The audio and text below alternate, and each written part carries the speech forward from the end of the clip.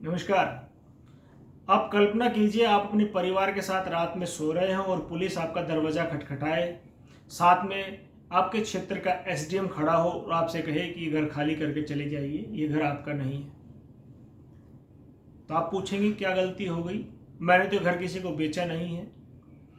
ये घर मेरा हज़ारों साल पुरानी मेरी जो बाप दादा की प्रॉपर्टी इसके ऊपर बनाया है। तब आपको एसडीएम में कागज़ दिखाए और इससे पता लगे कि प्रॉपर्टी वक्त की हो गई है और आपको पता भी न चले। आप कल्पना कीजिए, आप किसान हैं, आप हल जोत रहे हैं और आपके क्षेत्र का पटवारी, वक्फ बोर्ड का पटवारी आकर बोले, आपको कागज़ दिखाए और बोले कि ये ज़मीन मत जोतिए, ये ज़मीन आपकी नहीं रही है, आपके पैरों नीचे से सच में ज़मीन निकल जाएगी। वह ज़मीन आपके पुरखों की ज़मीन होगी, लेकिन वो प्रॉपर्टी आपने कब बेची इसको खुद भी नहीं पता लगेगा और वो प्रॉपर्टी वक्फ के नाम चढ़ जाएगी। अब आप सोचेंगे कि ऐसे हालात में मैं पुलिस में जाऊंगा, मैं एसडीएम के पास जाऊंगा, पटवारी के पास जाऊंगा।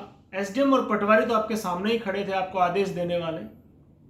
फिर आप सोचेंगे कि मैं कोर्ट में जाऊंगा और एक काला कानून ये कहता कि आप कोर्ट में नहीं जा सकते हो, आपको ट्रिब्यूनल में जाना है। ट्रिब्यूनल में कौन होगा?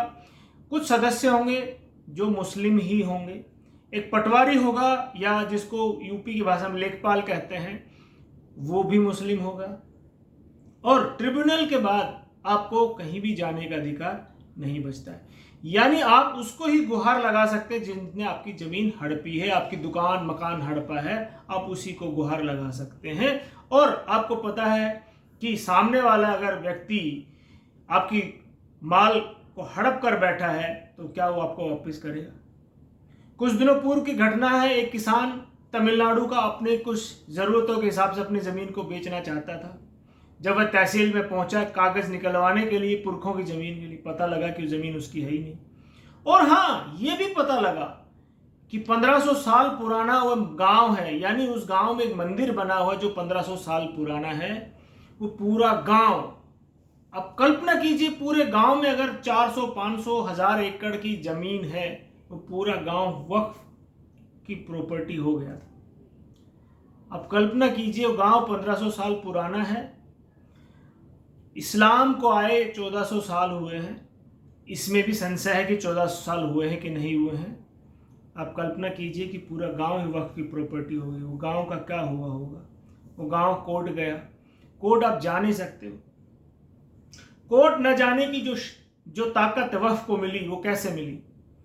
एक भारत में पार्टी राज करती है जिसने करीब 60 साल विभिन्न उसके प्रधानमंत्रियों के माध्यम से भारत पर राज किया और भारत की हिंदू जनता को कुचलते रहे। 2013 में जब उनकी लगा कि उनकी सत्ता जाने वाली है तो उन्होंने वक्फ एक्ट में, जो 1955 में बना था, जिसको अंग्रेजों ने भी नकार दिया था, अंग्रेजों ने भी उसको अति घातक कहकर नकार दिया था। 1955 में किसकी सरकार होगी, आप कल्पना कीजिए। फिर 1995 में उस एक्ट में अमेंडमेंट किया गया, एक्ट को फिर से लाया गया और 2013 में उसमें फिर से अमेंडमेंट किया गया। और ये काली ताकत, ये काला कानून, कांग्रेस ने इतनी अथाह शक्ति जिसको कोई चैलेंज नहीं कर सकता, संविधान में हर व्यक्ति को अपने ऊपर हुए अत्याचार के लिए कोर्ट जाने, पुलिस जाने में के लिए पूरा अधिकार और स्वतंत्र है। आपके ऊपर कोई केस करता, आप उसके प्रत्युत्तर में केस कर सकते हो, अदालत में जा सकते हो, lower court, session court, high court, supreme court, writ petition दायर कर सकते हो। लेकिन यहाँ तो न दावा न अपील, सीधी जमीन आपकी, उनके नाम, आप बेघर। कहाँ के रहने वाले? भारत के। जब भारत में आपके पहचान की चीज ही किसी और ने हड़प ली तो आप क्या करेंगे? ये मांग पिछले 10 साल से समग्र हिंदू समाज, भारतीय जनता पार्टी की सरकार, माननीय प्रधानमंत्री मोदी जी के सामने उठा रहा था कि इस काले कानून को बदलिए। कितने ही बेकसूर हिंदुओं की जमीनों को इस वक्फ बोर्ड ने हड़प लिया। और आपको यकीन नहीं होगा कि मेरा पिछला वीडियो देख लीजिए, वक्फ में जो वो जमीन निहित हो गई, यानी वो अल्लाह के नाम पर जमीन हो गई। लेकिन अल्लाह के बाद जो उसको नुमाइंदे या यूज कर रहे हैं, उनका क्या? सेना और रेलवे के बाद भारत में सबसे ज्यादा जमीन वक्फ के पास है। ये वक्फ जिसकी जनसंख्या ही 17% है भारत में, या 14% है, 13% है, कुछ भी है, 20% मान लीजिए, और इतनी बड़ी जमीन का हिस्सा वो कैसे संभव है? बिना भ्रष्टाचार के, बिना बेईमानी के जमीन हड़पने से, और जिसको आप कोर्ट में चैलेंज नहीं कर सकते हो। कितना दुर्भाग्य था हमारे देश का कि हम ऐसे देश में रह रहे थे जहां पर 80% बहुसंख्यक लोग एक काले कानून से दबाए जा रहे थे, कुचले जा रहे थे। वक्फ एक्ट हो या पूजा का अधिकार का एक्ट हो, ऐसे बहुत सारे काले कानून हैं जिनको अभी बदलने की आवश्यकता है।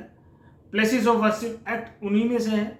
हालांकि उसका अभी तोड़ निकल चुका है और बहुत सारी चीजें उसमें हो गई हैं, लेकिन इसका कोई तोड़ नहीं निकल पा रहा था।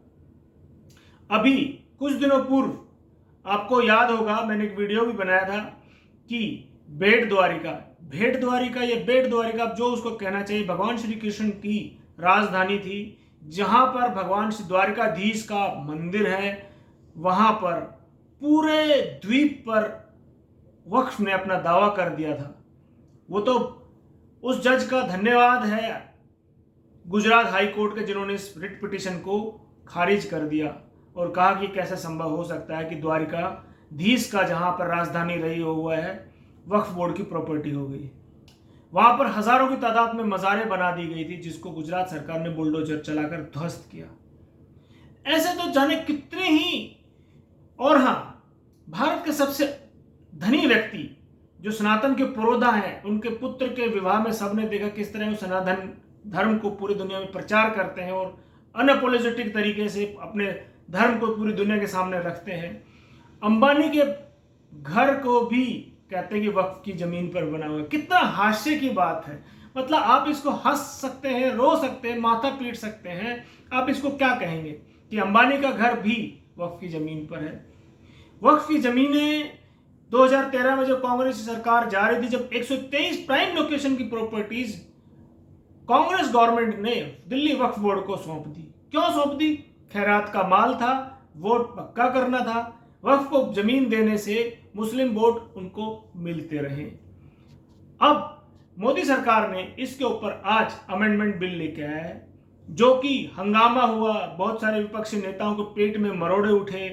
अखिलेश यादव को तो ये लगा कि जैसे, मैं वो शब्द प्रयोग नहीं करना चाहता इस वीडियो में, ऐसे बहुत सारे विपक्षी नेता थे जिनको आज बहुत मरोड़े उठी। उनको लगा कि बिल गिर जाएगा, परंतु मोदी सरकार ने बिल पास कराने के बाद इसको प्रस्तुत करने के बाद ज्वाइंट पार्लियामेंट्री कमेटी के पास भेज दिया, जहां पर हर एक दल के सदस्य मेंबर ऑफ पार्लियामेंट उसमें होते हैं। लेकिन बहुसंख्यक यानी कि मेजोरिटी सत्ता पार्टी की ही होती है। ये एक अच्छा सुझाव था, अच्छा तरीका था बिल को आगे बढ़ाने का। अब ये ठंडे बस्ते में जाएगा या इसको आगे बढ़ाया जाएगा, ये समय ही बताएगा। परंतु इस बिल में क्या क्या अमेंडमेंट हुए हैं ये मैं आपको बता देता हूं। भारत में अभी तक 2 वक्फ बोर्ड हैं, सुन्नी वक्फ बोर्ड और शिया वक्फ बोर्ड। परंतु भारत सरकार ने अब इसमें 4-5 और वक्फ बोर्ड बनाने का प्रस्ताव रखा है। सुन्नी वक्फ बोर्ड, शिया वक्फ बोर्ड, वोहरा वक्फ बोर्ड, अहमदिया वक्फ बोर्ड का, और आपका स्माइली वक्फ बोर्ड। इस तरह से कई सारे वक्फ बोर्ड और बनाने का इसमें प्रस्ताव रखा है। वक्फ बोर्ड के मेंबर में पहले महिलाओं का कोई दूर दूर तक संबंध नहीं था, इसमें महिलाओं को सदस्य भी बनाया जाएगा। साथ ही साथ वक्फ बोर्ड में ये प्रोविजन भी किया जाएगा कि तलाकशुदा महिलाओं का, अनाथ बच्चों का जो खर्चा है, प्रोविजन इसमें रखा जाएगा, उसका खर्चा उठाया जा सके। साथ ही साथ जो अभी वर्तमान वक्फ एक्ट है जो 2013 में अमेंडमेंट हुआ था, उसके सेक्शन 40 को शायद निरस्त किया जाएगा, जिसमें यह अधिकार देता है कि किसी की प्रॉपर्टी को भी हत्या सकता है, उसको निरस्त किया जाएगा। ऐसे और भी इसमें कानूनों को धीरे धीरे जब ये बिल के शक्ल में पास होकर एक्ट के रूप में हमारे आपके सामने आएगा, तब हम इसका फिर से विवेचन करेंगे। लेकिन ये भारत सरकार का बहुत ही सराहनीय कदम है कि कैसे काले कानून के ऊपर बात की और हिंदुओं को जो जनमानस में एक आक्रोश था उसके ऊपर एड्रेस किया और इसको प्रस्तुत किया। इसलिए भारत सरकार और प्रधानमंत्री मोदी का बहुत बहुत धन्यवाद। इसने हिंदुओं के साथ साथ जो निरीह मुस्लिम हैं उनकी प्रॉपर्टियों को भी ताकतवर मुस्लिमों द्वारा अधिपत्य किया गया है, और साथ ही साथ भ्रष्टाचार का बहुत बड़ा अड्डा बना हुआ है। इसका लेखा जोखा रखने के लिए अब इसमें शायद कुछ रूपरेखा बनाई जाएगी। तो जैसे ही इसका कुछ रूपरेखा सामने आएगी हम फिर से एक वीडियो नया आपके सामने लेकर आएंगे वक्फ बोर्ड के ऊपर। आपसे आग्रह है कि वीडियो को पूरा देखिए, लाइक कीजिए, सब्सक्राइब कीजिए और अपने मित्रों के साथ शेयर कीजिए और प्रार्थना कीजिए कि बांग्लादेश सरकार जो नई बनने वाली है उसको सद्बुद्धि आए, वहां पर हो रहे हिंदुओं पर अत्याचार रुके और भारत सरकार भी इसमें कोई ठोस कदम उठाए। इसलिए ये संदेश भारत सरकार तक पहुंचाने में सहायता कीजिए। बहुत बहुत धन्यवाद। जय श्री राम, जय हिंदू राष्ट्र, हर हर महादेव।